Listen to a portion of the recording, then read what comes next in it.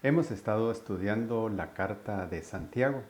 Es una carta muy importante, es una carta breve y es una carta de las llamadas cartas generales, escrita por Santiago, hermano de Jesús, y escrita también dentro de un contexto judío, escrita para judíos creyentes que habían nacido en el judaísmo, pero habían creído ya en Jesucristo como su Señor y Salvador. Dentro de ese contexto hay muchas cosas que tenemos que comprender sobre la mentalidad y las formas de pensar del judío para poder interpretar correctamente esta carta. También hemos dicho que le estamos dando el formato de un test, de una evaluación o una autoevaluación de madurez espiritual. Y la idea es que nosotros mismos, usando la carta de Santiago, nos podamos hacer preguntas sobre el avance en el proceso de santificación que todos llevamos y que es diferente para cada persona.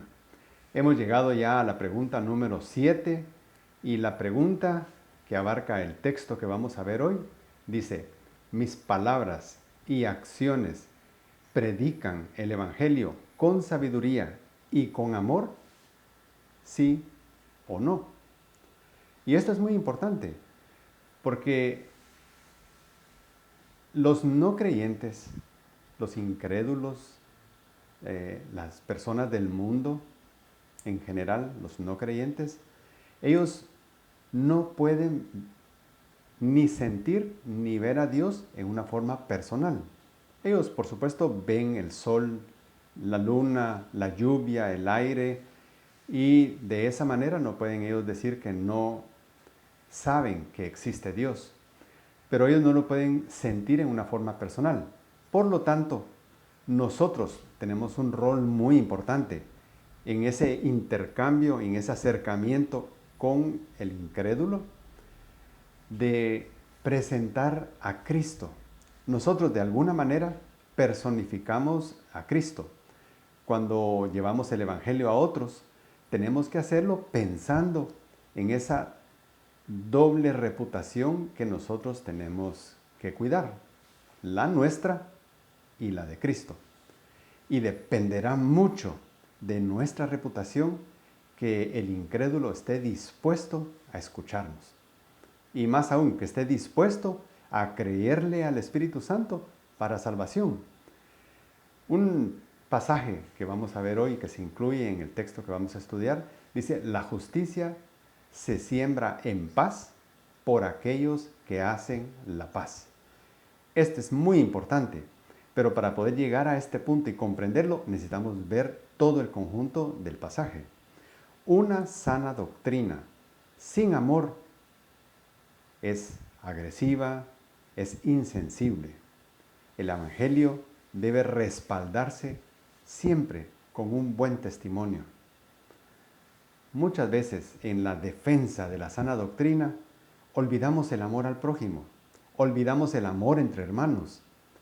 Y está bien ser celosos de la verdad, pero no a costa del mandamiento más importante de esa verdad, que es amar al prójimo, sea creyente o no sea creyente, sea un salvo o no. De todos modos, yo nunca voy a poder saber a ciencia cierta si alguien es salvo, porque yo no puedo ver el corazón. Todo esto lo vamos a ver en Santiago capítulo 3, del versículo 13 al 18. Y dice así: ¿quién es sabio y entendido entre ustedes? Que muestre por su buena conducta sus obras en sabia mansedumbre. Pero si tienen celos amargos y ambición personal en su corazón, no sean arrogantes y mientan así contra la verdad. Esta sabiduría no es la que viene de lo alto, sino que es terrenal, natural, diabólica. Porque donde hay celos y ambición personal, ahí hay confusión y toda cosa mala. Pero la sabiduría de lo alto es primeramente pura, después pacífica, amable, condescendiente, llena de misericordia y de buenos frutos, sin vacilación, sin hipocresía. Y la semilla, cuyo fruto es la justicia, se siembra en paz por aquellos que hacen la paz. Es muy interesante ver cómo Santiago confronta en forma directa a una congregación que está fallándole a Cristo, que está fallándole a Dios. Los confronta. Y el hecho de que confronte a una iglesia no está queriendo decir que la deje de amar, que la deje de respetar, que deje de sentir que son consiervos dentro de un mismo cuerpo. No. Pero cuando un creyente verdadero tiene luz, ha sido instruido, y a pesar de esa instrucción, de la luz de la palabra, aún así insiste en practicar cosas que violan el mandamiento del amor, en este caso Santiago los confronta fuertemente. Pablo lo hizo también con aquellos que habían sido instruidos por él durante bastante tiempo y aún así caían en muchas prácticas que no eran correctas. También los confrontaba de una forma muy directa.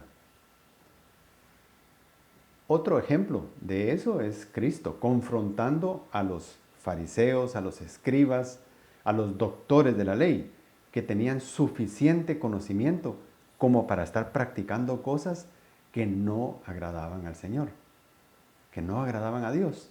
Entonces, hasta cierto punto, ese confrontar a la iglesia se ha ido dejando en un segundo lugar.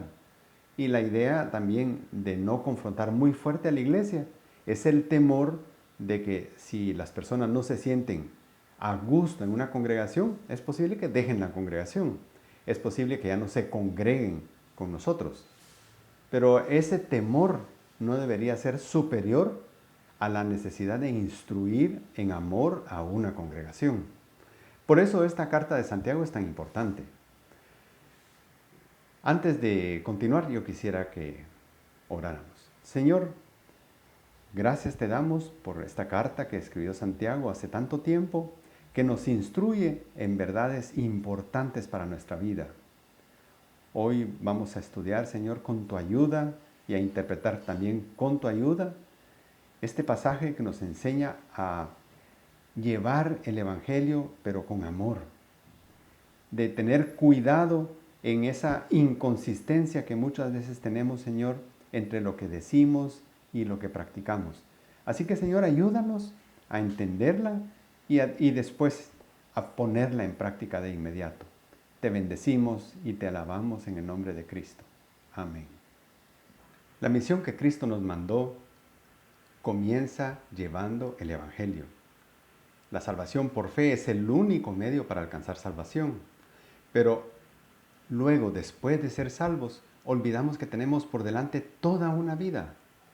Y en esa vida estaremos rodeados de todo tipo de personas. Personas que serán testigos de nuestra vida y de nuestra conducta. Si descuidamos nuestro testimonio personal, ellos lo verán. Y eso se convertirá rápidamente en un obstáculo para creer. Ellos verán lo que decimos y verán que no coincide con lo que vivimos. Y esa situación va a dificultar mucho el poder compartir la gran comisión, el poder cumplir la gran comisión. Predicar el Evangelio es mucho más que muy buenos discursos, bien elaborados y con mucha elocuencia. El verdadero Evangelio exige integridad de vida. Vamos a empezar con el versículo número 13. Dice, ¿quién es sabio y entendido entre ustedes? Santiago está confrontando a una congregación que cree dominar sana doctrina, que cree entender el Evangelio y que se siente docta en eso. Se sienten sabios, entendidos. Sin embargo, la realidad de su práctica es otra, muy diferente. Es como que Santiago estuviera diciendo, ¿se creen sabios? ¿De acuerdo? Ok. ¿Conocen la voluntad de Dios? Parece que sí. Entonces comprenden que el salvo necesita santificación. Si ustedes son salvos, necesitan avanzar en ese proceso de santificación y no quedarse estancados donde están, creyendo que con saber mucho están cumpliendo ya en ese proceso de santificación, que están cumpliéndole a Dios con solo saber bastante. ¿Saben que tenemos el compromiso de vivir su voluntad? ¿Lo saben? ¿Quién es sabio y entendido entre ustedes? La sabiduría de Dios no es solo teoría o solo doctrina. Necesita práctica. Colosenses 1, 9 y 10 dicen: le pedimos a Dios que les dé pleno conocimiento de su voluntad y que les conceda sabiduría y comprensión espiritual. Entonces, la forma en que vivan siempre honrará y agradará al Señor, y sus vidas producirán toda clase de buenos frutos. Mientras tanto, irán creciendo a medida que aprendan a conocer a Dios más y más. Continúa el versículo 13 y dice: que muestre, ese que cree que sabe mucho, ese que cree que es sabio, que muestre por su buena conducta sus obras en sabia mansedumbre.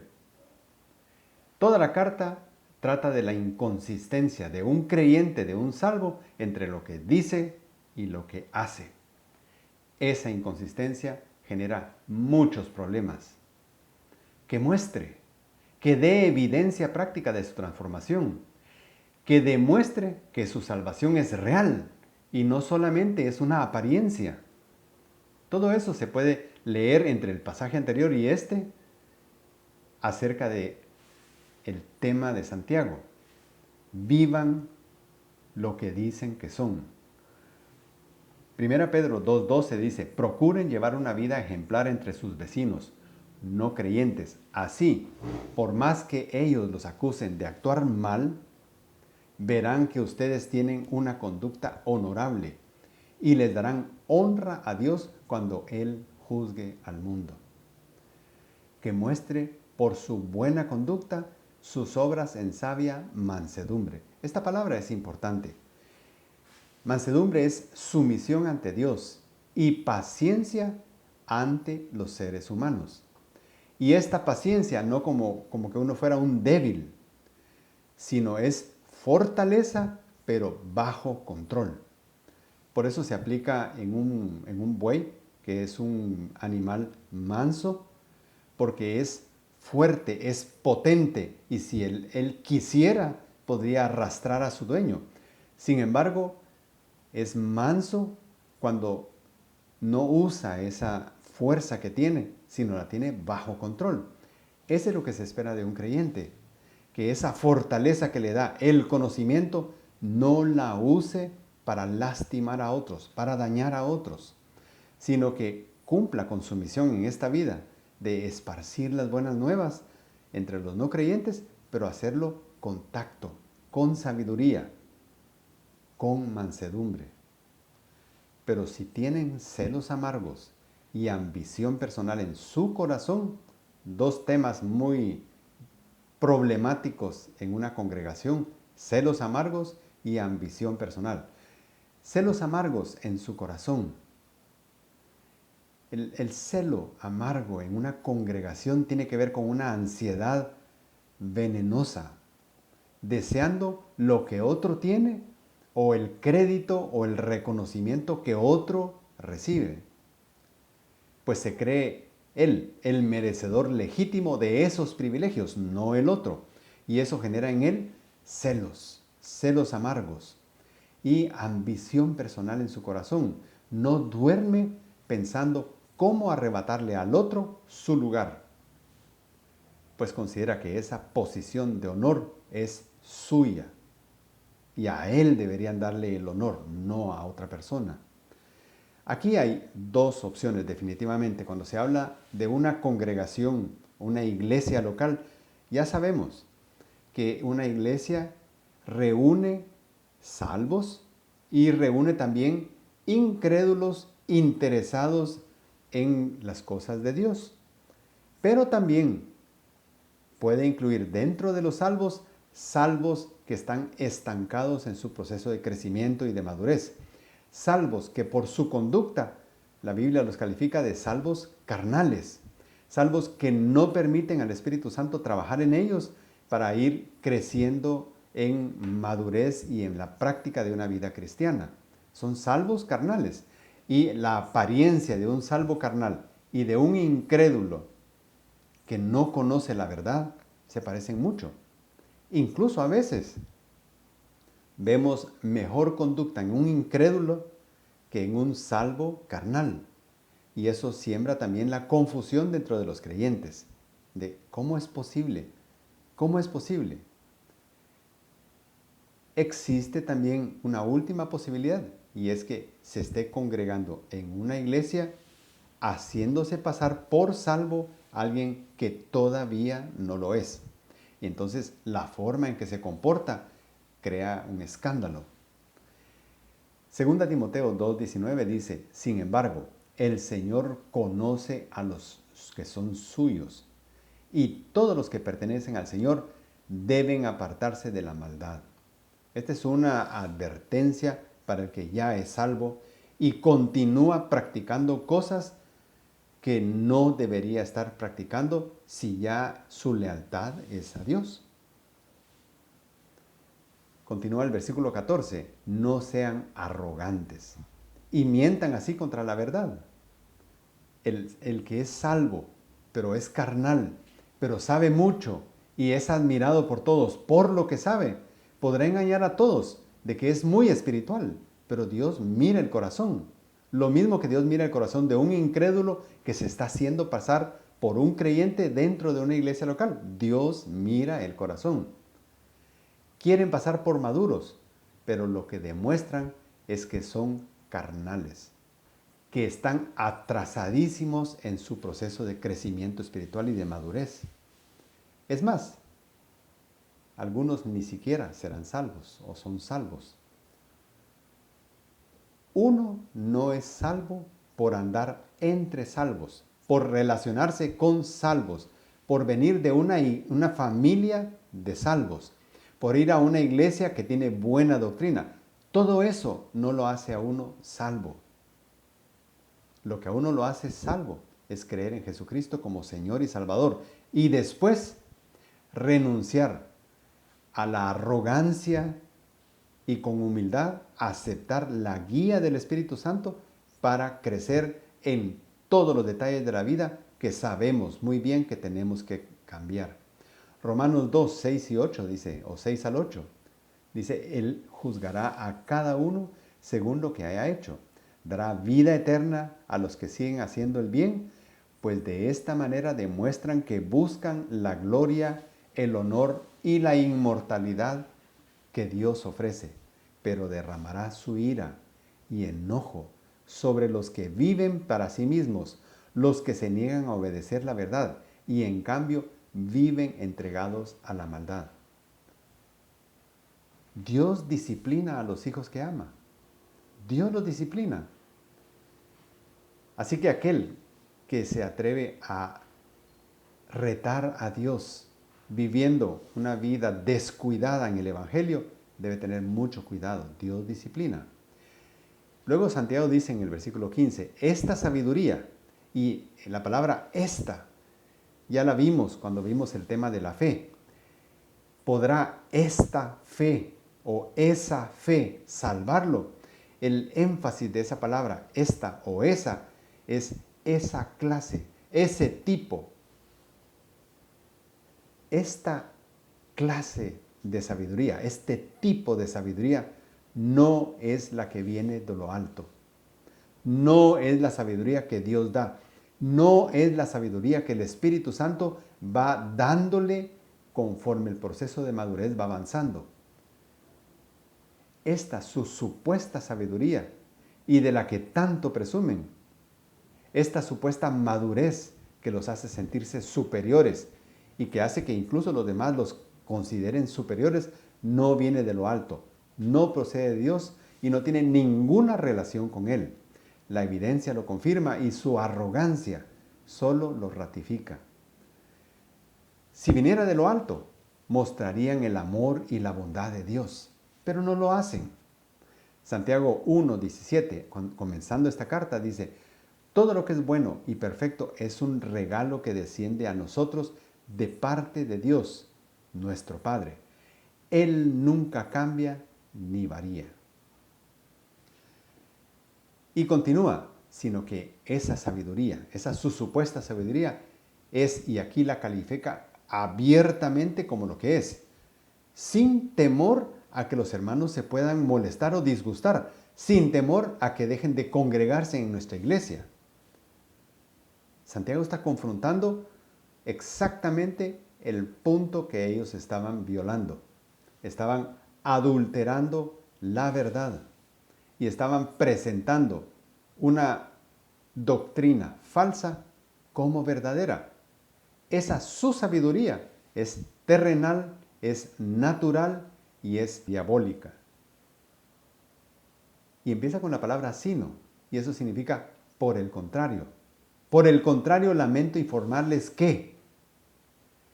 Y estos calificativos de terrenal, natural y diabólica, es importante que los entendamos bien. Si es terrenal y si es natural esa sabiduría, no viene de la Biblia, no viene de lo que Cristo enseñó, no viene de lo que los hombres de Dios inspirados por el Espíritu Santo escribieron y quedó plasmado en las páginas de la Biblia. ¿De dónde viene entonces? Del mundo. ¿Quién gobierna el mundo? Satanás. Por lo tanto, tiene sentido que diga es de origen diabólico. Al contrario que ser de origen divino y venir de Cristo, viene de Satanás. Ustedes más parecieran vivir como incrédulos rebeldes, más que como salvos que deberían dar buen ejemplo. Su guía espiritual, si están usando este tipo de sabiduría, deben saber que su guía espiritual es el mismo Satanás. O quizás, si todavía no son salvos, realmente todavía le pertenecen a Satanás. Apocalipsis 3, 15 y 17 dice, yo sé todo lo que haces. Tú dices, soy rico, tengo todo lo que quiero, no necesito nada. Y no te das cuenta de que eres un infeliz, un miserable, eres pobre, ciego y estás desnudo. Y ni cuenta te das. Es alguien que en su mente está jugando el papel de sabio y de maduro cuando su realidad práctica es que demuestra todo lo contrario. Versículo 16 dice, porque donde hay celos y ambición personal, vuelve a tocar los dos graves problemas que estaba cayendo estos hermanos y nosotros inconscientemente muchas veces caemos cuando vemos a otro crecer en una congregación y avanzar en su proceso de madurez. Y yo sé en mi interior que yo estoy estancado, estoy atrasado. Aunque los demás crean que yo soy muy avanzado, yo sé en mi corazón que estoy atrasado y eso me da celos y ambición personal. Lo que Santiago está diciendo aquí cuando dice, porque donde hay celos y ambición personal, lo que está diciendo realmente es, analicen objetivamente cuál es la evidencia que muestran. Vean. Digan ustedes mismos sinceramente, si no tengo razón. Porque donde hay celos y ambición personal, definitivamente esas dos cosas no son fruto del Espíritu Santo, son obra de la carne. Pablo en Gálatas 5, 19 al 21 dice muy claramente, ¿qué es lo que se espera cuando se le da a la carne rienda suelta? Y esto se lo dijo también a creyentes, también a salvos. Por lo tanto, son ejemplos que hay en la Biblia de confrontar, de redarguir a una congregación o a hermanos que sabiendo hacer el bien no lo están haciendo.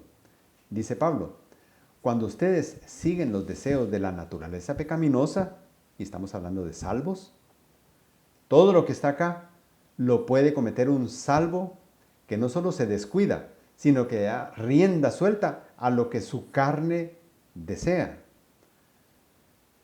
Los resultados son más que claros. Inmoralidad sexual, impureza, pasiones sensuales, idolatría, hechicería, hostilidad, peleas, celos, arrebatos de furia, ambición egoísta, discordias, divisiones, envidias, borracheras, fiestas desenfrenadas y otros pecados parecidos. Es importante al ver este tipo de listas que pone al mismo nivel cosas que nosotros tendemos a clasificar de una manera diferente. Miramos, sí, es que es un problema de inmoralidad sexual y ese subimos bastante el grado de severidad de ese pecado. Pero cuando es un celo, o cuando es una pelea, o cuando es una discordia, decimos, ah, sí, eso es también pecado, pero no es del nivel de la inmoralidad sexual. ¿Qué nos enseña este pasaje de Pablo? Para Dios, pecado es pecado. No importa el tamaño que nosotros creamos que tenga. Las consecuencias pueden variar, pero delante de Dios, todo pecado es grave. Y ahí, donde reina la carne y donde se da rienda suelta a lo que la carne desea, ahí hay confusión y toda cosa mala. Ya vimos el listado anterior. No se puede, necesariamente no se queda solo en celos y envidias y discordia. Avanza. Cuando se le da rienda suelta a la carne, el proceso avanza y cada vez es peor. Hay confusión. ¿Para quiénes hay confusión? En mucho. Para los incrédulos que nos rodean y que nos observan. Todos nosotros los salvos estamos rodeados de personas que no conocen todavía al Señor y nos están observando, constantemente nos están evaluando y a veces nosotros ni siquiera nos damos cuenta. Nuestras acciones los confunden y causan rechazo al Evangelio. Para ser como Él, yo prefiero quedarme donde estoy, dicen muchos. El ruido de nuestro mal testimonio no deja oír el mensaje. Romanos 2:24 dice, no es extraño que las escrituras digan, los gentiles blasfeman el nombre de Dios por causa de ustedes. Y termina este párrafo, ahí hay confusión y toda cosa mala. La lista de las obras de la carne es extensa. Y cuando se está hablando de cristianos, de salvos, es una lista vergonzosa totalmente. Sin embargo, sucede. En este caso, en vez de estar proclamando sabiduría, sería mejor callar. Porque si proclamamos, lo que vamos a proclamar es necedad en vez de sabiduría. En el versículo 17 dice, pero la sabiduría de lo alto es primeramente pura, sin vacilación, sin hipocresía. Es pura. La sabiduría de lo alto. Cuando conocemos más claramente la voluntad de Dios, entendemos que es inevitable para todo salvo pasar por una etapa de niñez espiritual. Y esa niñez nos hace muchas veces actuar de forma inmadura, precipitada, insensible, descuidada. Pero se entiende, un salvo que recién se ha convertido va a pasar por esa etapa y debemos entenderlo. También la sabiduría de lo alto nos hace entender y saber que sin la ayuda del Espíritu Santo jamás podremos madurar, jamás podremos avanzar. Y es imposible que podamos agradar a Dios sin pedirle ayuda al Espíritu Santo. Nuestras fuerzas no alcanzan para eso. Y también nos permite comprender la importancia que tiene nuestro testimonio personal cuando nos relacionamos entre creyentes, entre salvos, y cuando nos relacionamos con personas que todavía no conocen el Evangelio. Cuando queremos compartir el Evangelio, necesitamos un buen testimonio personal. Es primeramente pura. Pura significa sin corrupción, es limpia, es congruente, no causa confusión. Tiene una meta clara y no anda con rumbo errático. es pura, es firme, es clara y no tiene nada que ocultar. Así es la sabiduría de lo alto. No esta falsa sabiduría que estaban proclamando los hermanos a los que Santiago le estaba escribiendo. Y a nosotros también, si caemos en lo mismo. Dice, después, pacífica, amable, condescendiente, llena de misericordia y de buenos frutos. Después, además de ser limpia de corrupción, que es tan importante, dice que quien practica esa sabiduría es pacífico. ¿Qué significa ser pacífico? Evitar cualquier conflicto que haga ruido al Evangelio. Y eso no significa ni renunciar, ni negociar nuestra lealtad a la verdad. Nosotros podemos ser leales a la verdad y aún así evitar conflictos. El que es pacífico prefiere sufrir la injusticia que pelear su legítimo derecho, como muchos creyentes hacen. Pelean porque sienten que tienen el derecho y olvidan el amor. Cuando Pablo le escribía a los hermanos de la iglesia de Corinto, y él miraba las divisiones que había en esa iglesia, los conflictos, en un momento llegó a decirles, miren, realmente ustedes pelean esto en los tribunales y es una vergüenza que lo hagan así. ¿No sería mejor que sufrieran el agravio? ¿No sería mejor que renunciaran a sus derechos legítimos, legales, y que simplemente sufrieran la injusticia? Eso sería mejor. Primera Pedro 2, 19 y 20 dice, Dios bendice a los que, por ser fieles a Él, sufren injustamente y soportan el sufrimiento. Si alguno es castigado por hacer algo malo y soporta con paciencia el castigo, no está haciendo nada extraordinario. ¿Por qué? Porque hizo algo malo y entonces son consecuencias de lo malo que hizo. Pero si uno sufre y soporta el sufrimiento por haber hecho algo bueno, Dios lo bendecirá. Dios lo bendecirá. Soportar, eso hace la gente pacífica. También el que practica esa sabiduría es amable. Otra forma de esta palabra en las traducciones es benigno. Es alguien dócil, tranquilo, genuino, que inspira confianza. Así es alguien, un creyente amable, inspira confianza. Es alguien bondadoso de quien jamás esperarías recibir un daño. Eso es el concepto de benignidad. Y eso se espera de aquellos que realmente están practicando la sabiduría que viene de lo alto. Continúa, y yo siempre le agrego este paréntesis para que recordemos de qué está hablando. Quienes practican esta sabiduría de lo alto son condescendientes. Otra forma de traducir esta palabra es son razonables. No son legalistas, son pacientes y son objetivos, muy objetivos al examinar los hechos, la evidencia. El que es condescendiente, aunque no ama al pecado, sí ama de todo corazón al pecador. Y eso tenemos que entenderlo. No tenemos que rebajar el Evangelio para hacerlo tan parecido al ambiente donde vive el que está en el mundo para tratar de ganarlo para Cristo. No. Debemos amar al pecador, pero no podemos aceptar el pecado que practica. No podemos congraciarnos con el pecado que practica.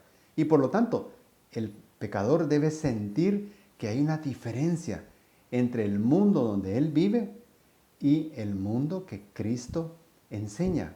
Esa nueva forma de vida que Cristo nos enseña. El que practica esta sabiduría le da más importancia al espíritu de la ley que a la letra de la ley. Eso significa ser razonable. Tito 3:2 dice, no deben calumniar a nadie y tienen que evitar pleitos. En cambio, deben ser amables y mostrar verdadera humildad en el trato con todos. Continúa el mismo versículo 17. Quien practica esta sabiduría es misericordioso, pues no trata a los demás como merecerían ser tratados. ¿Y por qué hacemos eso? Si somos ya salvos y somos maduros, ¿por qué no tratamos a los demás como los demás se merecen? Porque siempre recordamos que nosotros mismos hemos sido objeto de misericordia de parte de Dios. Entonces tomamos el modelo de Cristo, el modelo de Dios, de la forma en que hemos sido tratados con misericordia, porque no se nos dio lo que merecíamos, y con gracia, porque se nos dio lo que no merecíamos. Lucas 6:36 dice, ustedes deben ser compasivos con todas las personas, así como Dios, su Padre, es compasivo con todos. Quien practica esa sabiduría que viene de lo alto, da buenos frutos. Produce abundantemente el fruto del Espíritu Santo. Y el factor común de todos los aspectos de ese fruto es el amor. Pero el fruto del Espíritu es amor. Y el resto es una descripción de atributos que tiene el amor puesto en práctica. De la persona que vive el Evangelio, que se deja guiar por el Espíritu Santo. Tiene amor, tiene gozo, paz, paciencia, benignidad, bondad, fidelidad, mansedumbre y dominio propio. Temas que tocó Pablo en Gálatas y que Santiago lo está tocando en su misma carta. Ahí podemos continuar viendo que no hay ninguna inconsistencia entre las enseñanzas de Santiago, medio hermano de Jesús, y Pablo, apóstol por llamado de Jesucristo a los gentiles. No hay contradicción. Y el versículo 18 dice, y la semilla cuyo fruto es la justicia. Y aquí yo quisiera que tomáramos un poco de tiempo para ver un símil, porque lo que está aquí tomando Santiago es el ejemplo que era muy conocido para las personas en el área donde él está escribiendo, en la región de Judea. Muchos tenían relación con la agricultura, sembraban trigo y otros vegetales. Y la semilla cuyo fruto es la justicia. Esa semilla, si seguimos el proceso correcto, tomamos las semillas y seguimos el proceso correcto y damos tiempo y colaboramos, finalmente esa semilla va a terminar, después de un proceso largo, va a terminar en fruto. En fruto. Pero eso necesita tiempo. Primero miremoslo de una forma literal. No todas las semillas literales que se siembran en la tierra germinan. Hay tasas de germinación. En algunas semillas son muy bajas, en otras son más altas, pero no todas las semillas germinan. Pero las que logran germinar y logran brotar de la tierra y tener lo mínimo necesario para crecer, crecerán.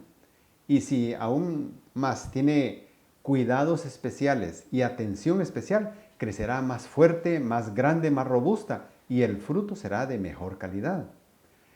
Esa misma forma metafórica la aplicamos al Evangelio. La semilla es el Evangelio. La semilla es el Evangelio. Un Evangelio puro, limpio, sin contaminación, basado en la Biblia.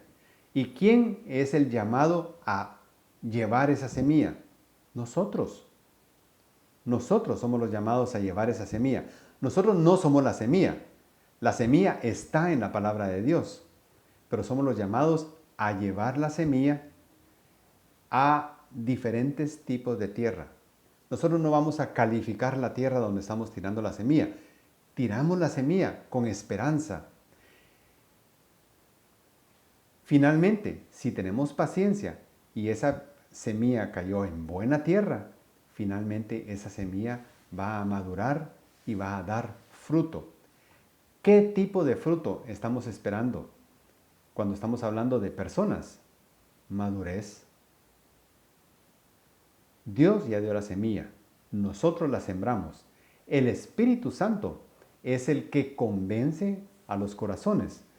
Nosotros compartimos el Evangelio, pero nosotros no tenemos la tarea de convencer a las personas de que el Evangelio debe ser creído por fe por ellos. Solo exponemos cuál es el Evangelio. ¿Y quién va a trabajar en el corazón de esas personas? El Espíritu Santo. Y finalmente, quienes decidan creer serán salvos. La persona decide. No toda semilla germina. No toda persona que escucha el Evangelio lo va a creer. Y tenemos que vivir y aceptar eso como una realidad. Aunque muchas veces nos duele. Porque hay familia muy cercana que nosotros quisiéramos que ellos conocieran el Evangelio. Y a veces nuestra reputación, nuestro testimonio es un obstáculo. Pero incluso si tenemos una buena reputación, un buen testimonio, nuestras acciones son consistentes con lo que decimos, de todos modos, no toda la semilla germina. Hay quienes no van a creer. Pablo lo decía. Yo cuando predico el Evangelio, a los judíos me hago como que fuera judío. A los que no tienen ley, o sea, a los gentiles, como que yo no viviera bajo la ley, aunque sí vivo la ley que Cristo nos mandó, la ley del amor. Pero lo que decía Pablo es, yo me adapto, me trato de adaptar a todos para sentir empatía con todos al comunicar el mensaje, o sea, al sembrar el Evangelio. Me hago de todo, a todos, con tal que algunos sean salvos. Pablo mismo reconocía, no todos van a ser salvos. No todos van a ser salvos. Y Pablo decía muy claramente, algunos, eso significa la tasa de conversión luego de escuchar el mensaje del Evangelio, normalmente es una tasa baja. Si la persona lo permite, germinará, crecerá y por obra del Espíritu Santo lo va a hacer. Y finalmente va a dar fruto, fruto de madurez, de carácter que se va a evidenciar en el amor. Es muy importante que cuando hacemos esa labor de sembrar, estemos siendo respaldados por buen testimonio personal. Eso es lo mejor, que nuestro testimonio nos acredite para la labor que estamos haciendo. Dios ve el corazón, pero el ser humano, los seres humanos, necesitan evidencia de conducta. De lo contrario, no van a estar dispuestos a creer el mensaje que nosotros les llevamos. Continúa el versículo 18. Se siembra en paz por aquellos que hacen la paz. Se siembra en paz. La siembra en paz solo puede venir de quien vive en paz. Y esto es muy importante. El Evangelio no se puede sembrar por medio de la guerra, por medio de la presión, de la amenaza, de levantar la voz, de gritar, de amenazar. No es la forma de compartir el Evangelio. Debe sembrarse en paz. Y eso nos debe recordar a todos de bajar el nivel del volumen cuando estamos tratando de alcanzar a alguien que vemos que no quiere o que no es sensible al mensaje que le estamos dando de salvación. Debemos seguir sembrando en paz. ¿Y qué nos queda entonces? Orar. Orar por esta persona, por este hermano, por este familiar, por este amigo, por este papá, por esta mamá, por este hijo. Orar. La paz distingue a quienes se dejan guiar por el Espíritu. Aquí no habla de una estrategia exitosa para evangelizar. No. Habla de una actitud de amor de parte del que lo hace. Habla del requisito necesario para cumplir la gran comisión. Mateo 28, 19 y 20 dice, vayan y hagan discípulos de todas las naciones, bautizándolos en el nombre del Padre y del Hijo y del Espíritu Santo. Enseñen a los nuevos discípulos a obedecer todos los mandatos que les he dado. Y tengan por seguro esto, que estoy con ustedes siempre hasta el fin de los tiempos. ¿Cómo puedo enseñarle a los nuevos discípulos a obedecer si yo mismo no practico? Si lo que yo estoy practicando y evidenciando es diferente que lo que estoy diciendo, no voy a poder cumplir la gran comisión. No voy a poder hacerlo.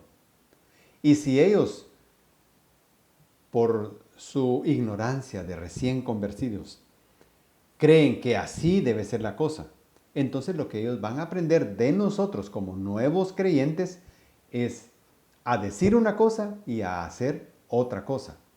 Eso es terrible. No puede ser que nosotros estemos cayendo en eso. Se siembra en paz por aquellos que hacen la paz.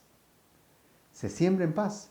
Para compartir el Evangelio se necesita amor y se necesita sabiduría. Sabiduría. A veces es una ciudad, es un pueblo completo, el que es difícil de amar por las cosas que persigue ese conjunto de personas. Sin embargo, el mandamiento es amar y tener sabiduría a pesar de todo, porque ellos están en oscuridad. Entonces, de un par de personas, el que está en luz y el que está en oscuridad, ¿de quién se espera la madurez para actuar? Del que está en luz, del que tiene madurez. No se espera que actúe correctamente la persona que está en oscuridad. Eso hace que nosotros manejemos un grado de responsabilidad muy alto. No podemos cargar al incrédulo con la sabiduría que nosotros deberíamos tener, con la prudencia que nosotros deberíamos exhibir. Si él es imprudente, es problema de él. Si él actúa sin amor, es problema de él. Y también se entiende muchas veces porque no tiene luz. Pero que yo, que tengo luz, actúe sin amor y sin sabiduría, eso sí ya no es correcto. Sin esa paz, lo que habrá será ruido, mucho ruido al mensaje que estamos compartiendo, mucha confusión por esa inconsistencia y rechazo. Entonces, no nos extrañe que muchas veces nos rechazan si hemos sido descuidados en nuestra forma de vivir, en nuestra forma de compartir y en la agresividad de nuestro evangelismo. La inconsistencia entre las palabras y los hechos contamina el mensaje y daña la reputación de Cristo. Juan 15, del 8 al 10, cuando producen mucho fruto, demuestran que son mis verdaderos discípulos. Eso le da mucha gloria a mi Padre. Yo los he amado a ustedes tanto como el Padre me ha amado a mí. Permanezcan en mi amor. Cuando obedecen mis mandamientos, permanecen en mi amor, así como yo obedezco los mandamientos de mi Padre y permanezco en su amor. Se siembra en paz por aquellos que hacen la paz. Este por puede también entenderse o traducirse como para. Y ya sea que sea por o para, la paz aplica tanto si habla del que siembra como del que recibe. Debe ser un ambiente de paz. La paz es resultado de un largo proceso. Ese proceso que todos estamos cursando y que es el tema de la carta y es el tema del estudio completo que estamos haciendo. Esa madurez que deseamos alcanzar. Ese es el proceso de santificación. De inmadurez a madurez. Todos vamos en diferente posición de ese proceso. Unos más avanzados, otros más atrasados. Pero todos, si somos hijos de Dios, debemos estar caminando en este proceso. La paz es fruto del Espíritu Santo y requiere voluntad. Si la siembra del mensaje del Evangelio sucede en paz y la germinación de la semilla también sucede en paz, el salvo tendrá menos obstáculos para crecer y pasar de la niñez espiritual, que es donde empieza todo recién convertido, a un proceso de maduración. Ya dijimos hace unos momentos, si nuestra forma de actuar no va de acuerdo a nuestras palabras, entonces crea confusión y el nuevo convertido piensa que así debe ser. Ese es del lado del nuevo convertido, que es un niño en Cristo, que todavía necesita ser modelado. Y del lado del incrédulo, que todavía no es salvo, crea confusión y rechazo. 1 Corintios 14:20 dice, hermanos, no sean niños en su modo de pensar. Sean niños, y está bien ser niños, pero en cuanto a la malicia, pero no en cuanto a la madurez, no sean niños. Pasen esa etapa ya. Sean adultos en su forma de pensar. O sea, personas capaces de tomar decisiones, capaces de dominar sus apetitos, capaces de dominar sus emociones y sus reacciones, capaces de dominar su lengua. Todos esos temas los hemos visto ya. Y por eso estamos ya bastante avanzados en esta carta. Ya vimos que el tema general de esta carta es, si dices que eres salvo, entonces demuéstralo con tus hechos. Ese es el tema marco general de esta carta. Pero el tema de esta sección que estamos viendo es, mis palabras y acciones predican el Evangelio con sabiduría y con amor. ¿Lo he hecho así realmente? Si soy consciente, ¿lo he hecho así? Le he predicado a mi familia, a mis vecinos, a mis compañeros de trabajo, a mis compañeros de estudio, a mis colaboradores. Les he compartido el Evangelio con sabiduría y con amor, o lo he hecho en una forma grosera, descuidada y sin amor. Si lo he hecho con amor y con sabiduría, qué bien, ánimo, sigue adelante lo que estás haciendo, porque vas bien. El Espíritu Santo te va guiando y tú le estás permitiendo al Espíritu Santo ayudarte a crecer. Pero si no has compartido el Evangelio con sabiduría y con amor, es porque algo no está bien. Algo no está bien. Tu conocimiento no te ha llevado a entender que necesitas ayuda. Pide a Dios que te ayude a entender que la mejor forma de predicar es con el ejemplo. Pídele a Dios que te transforme, que te ayude a avanzar en la madurez, para que entonces empieces a tener más consistencia entre lo que dices y lo que haces. Dios te puede ayudar. Deja que el Espíritu trabaje en ti. Él lo puede hacer si se lo permites. ¿Qué podemos concluir? El mensaje del Evangelio es un regalo de esperanza. Es un regalo. Y debe darse como se da un regalo, con paz y con alegría. Es una esperanza de salvación y de transformación. Es una oportunidad gratuita de Dios, de parte de Dios, y está accesible a todas las personas. Antes de compartir el Evangelio, tenemos que mostrar evidencia. Sin evidencia de transformación, el mensaje, el Evangelio que compartamos no será creíble. Lamentablemente no será creíble. Sin evidencia habrá ruido y el mensaje causará confusión. Para que todo ocurra en paz es necesario buen testimonio. Y si tenemos buen testimonio es porque seguramente hemos avanzado bastante en la madurez. No es cuestión de estrategia, de elocuencia, de agresividad, de insistencia. No, lo que necesitamos es consistencia. Lo que es indispensable para compartir el Evangelio es credibilidad demostrada. Y la credibilidad hará que la semilla del Evangelio llegue en paz y con ayuda del Espíritu Santo dé su fruto de paz. Finalmente dé fruto. Si nosotros tenemos la capacidad de esperar, no nos desesperemos. No pensemos que un recién convertido ya va a dar fruto. Que una persona muy rápidamente ya puede tomar un ministerio, puede ejecutar un cargo dentro de una congregación. No, lleva tiempo. Que ya va a manejar con sabiduría y con tacto situaciones difíciles. Si es un recién convertido, le va a costar. Es un proceso. Y ahí yo puedo guiar mucho. Yo puedo servir de ayuda, de tutor, de mentor a un nuevo creyente. ¿Para guiarlo en qué? En el conocimiento de la verdad y en el conocimiento de la práctica de la verdad.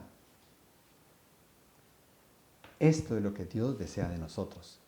Que seamos sabios, prudentes y que compartamos su evangelio como Cristo lo dio en la gran comisión, pero que lo hagamos bajo la condición de un buen testimonio personal que respalde las palabras que estamos compartiendo. Oremos. Señor, gracias por esta enseñanza de Santiago, fuerte, dura, pero importante también, para que reaccionemos cuando hemos errado en la forma en que compartimos el Evangelio, pensando en que son las palabras elocuentes, Señor, o que es la estrategia, o que debemos insistir mucho, o que debemos hablar más fuerte, subir el tono, y tu palabra nos aclara que lo que necesitamos es paz, es sabiduría, es amor, es dominio propio, es consistencia, es misericordia, es mansedumbre, todos los atributos del Espíritu Santo actuando en nosotros.